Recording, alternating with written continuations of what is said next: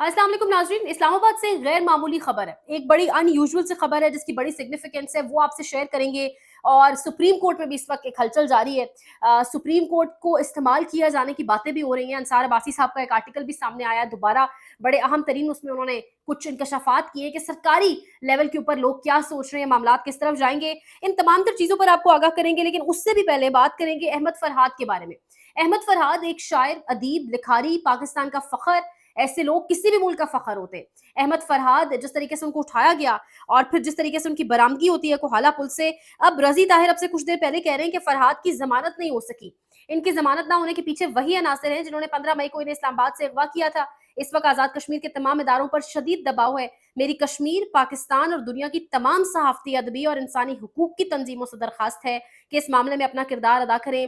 Justice for Ahmad Farhad. तो यानी अहमद फरहाद जिसको उठाया गया, फिर मुड़ के 15 दिन बाद उसको मंजर आम पर लाया गया, उसकी तबीयत अभी बहुत बताया जा रहा है ख़राब है और नासाज तबीयत है उनकी, और इसके साथ साथ काफ़ी बीमारियां या पेचीदगियां भी डायग्नोज हुई हैं। पाकिस्तान में ये हालात को किस तरफ लेके जाया जा रहा है? पाकिस्तान में वो कौन सी जंग है जो इस नस्ल ने छेड़ दी है, जो कंट्रोल नहीं हो पा रही जब तक आप उन पर जुल्म नहीं करेंगे? सवाल है यहाँ पर। रशियन एम्बेसी, यहाँ पर एक चीज़ मैं आप लोगों को जो है वो क्लियर करती चलूँ। जब गैर मामूली सूरत हाल होती है, किसी भी मुल्क में जब हालात बड़े गैर मामूली हो जाते हैं, बड़ी गैर मामूली सूरत हाल होती है, तो क्या होता है कि वहाँ पर मौजूद सफारत खाने जो है उस पर बात करते हैं। अच्छा, जिस तरह पाकिस्तान का सफारत खाना किसी मुल्क में कोई अनयूजुअल सिचुएशन है तो उस पर बात करता है, उस पर कमेंट करता है। लेकिन इस मुल्क के अंदर मौजूद, यानी उस मुल्क के अंदर मौजूद सफारत खाने उस मुल्क की किसी पॉलिटिकल एक्टिविटी या जुडिशियल एक्टिविटी के बारे में बात करें तो समझ नहीं आता कि इतना क्या गैर मामूली हो रहा है। रात गए रशियन एम्बेसी की एक ट्वीट सामने आई। The embassy of Russia in Islamabad is closely following the developments in Pakistan की, यानी जो रशियन एम्बेसी है, रूस की एम्बेसी है पाकिस्तान में, वो बड़ा क्लोजली मॉनिटर कर रही है, बड़ा करीब से देख रही है मामलात को, including the political situation and court decisions. यानी अदालती मामलात किसी भी मुल्क का अंदरूनी मामला होता है, कोई कैसे उनको देख सकता है, लेकिन इतना क्या इंपॉर्टेंट है? However, we believe that it is up to the Pakistani people to react to and comment on these developments.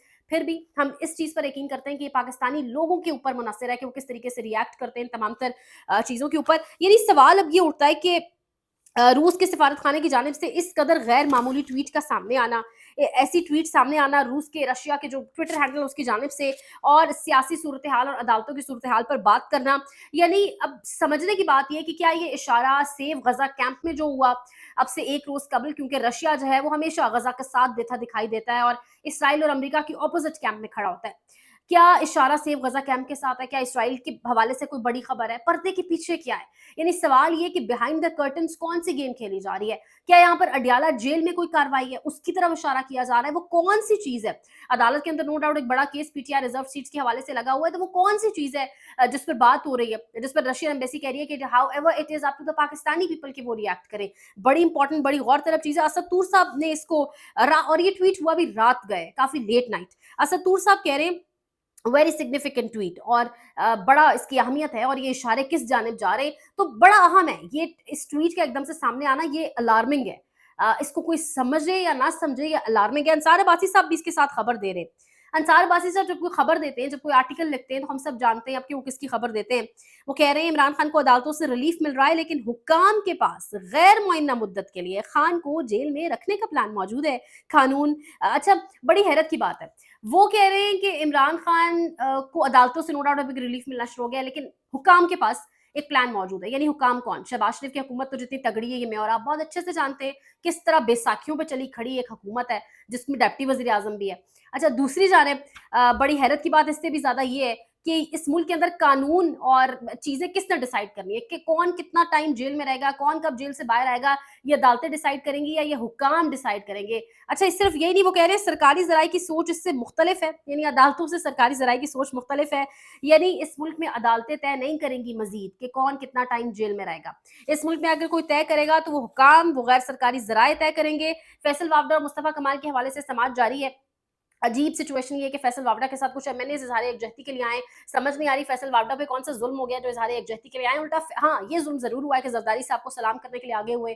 Video Pakistan में इस वक्त वायरल है, 2 दिन से वायरल चल रही है, लेकिन ज़रदारी साहब ने उनको मुँह तक नहीं लगाया। लेकिन फैसल वावडा के साथ जो इज़हार यकजहती करने एमएनएज़ आए, उससे वाज़ेह तौर पर नज़र आ रहा है कि ये तमाम तर एमएनएज़ भी यही सोच रखते हैं कि हमने जजेस की पगड़ियाँ फुटबॉल बनाकर उछालनी है।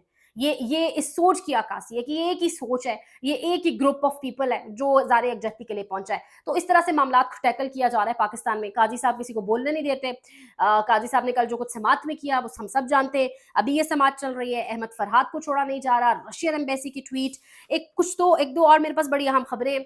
कुछ लोग बड़े बज़िद हैं, फैसल वावड़ा समेत, अंसार अब्बासी समेत कुछ लोग अपने इस ज़राए की खबर पर बड़े मेक श्योर हुए हैं, बड़े श्योर हैं, बड़े कहते हैं ना कि विदाउट एनी डाउट बात कर रहे हैं, दे आर क्लियर कि पीटीआई को बैन किया जा रहा है, पीटीआई बैन होने जा रही है सिर्फ 1971 की ट्वीट के ऊपर।